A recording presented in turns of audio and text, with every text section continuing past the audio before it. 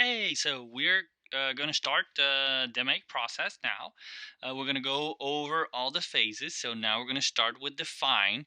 I suggest to you print the class notes. They're very, very important. They're things that are here and they're not in your PowerPoint. Okay, so better explanation, more detail, and all that. So print the class notes. I know we're going to kill some trees, but we're going to reforest them, later on. Okay, don't be too worried about it. Okay, so we're gonna kill some trees. We're gonna print some of those. It's important for you, and take notes as much as you can. Okay, so it's gonna be very fast. There's a lot of material. I told you guys that in class. So take notes and use this as your guidebook. Okay. So define is one. So we're going to go over the dynamic process. Remember the five phases. We're going to start with define phase. Here on the right bottom corner, you have the Brooke book and the George book.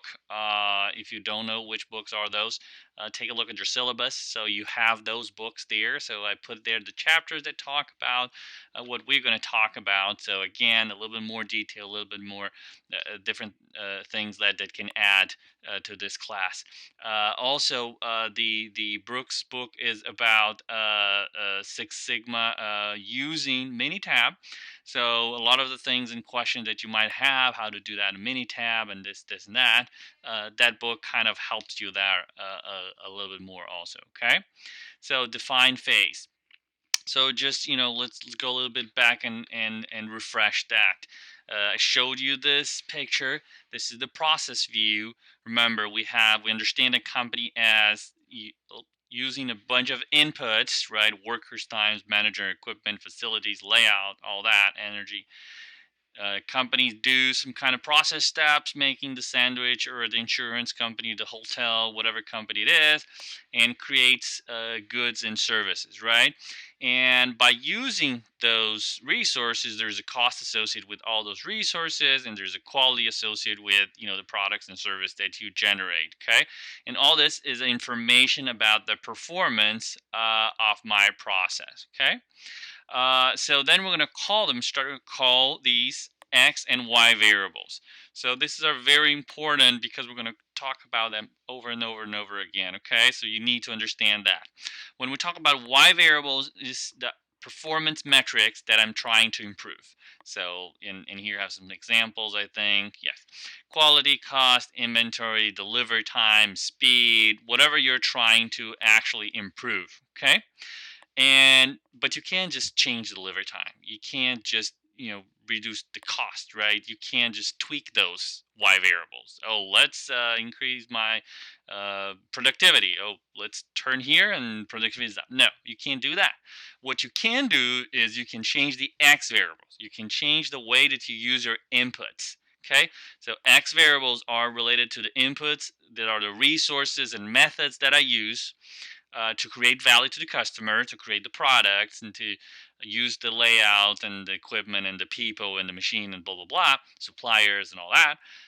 And these are there are tons and tons of X variables, and those ones I can tweak. I can change my supplier, I can change my layout, I can change my facility, I can change the material.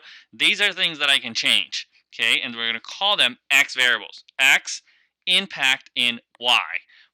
If we want to change Y, we need to change X. Okay? I don't have three hands to do that. So change X, impact in Y. Okay? And what are the X here? All these. And remember that we also talk about all kinds of variations that occur in our X variables, right? Not only choosing how to do things, but understanding how variation impact on doing things. So I might want to do things in one way. Oh, this layout is perfect if everything is perfect.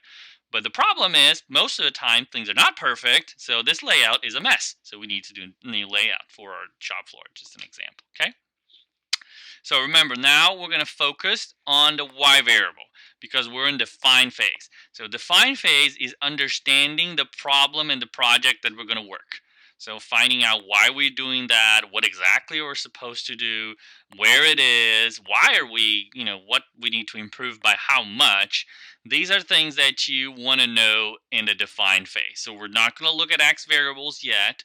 We're only look at Y variables, right? So we're going to look at cost. I'm going to look at productivity. I'm going to look at on-time delivery or inventory, what the performance metric is, how far it is from what it's supposed to be. Why is that important for me?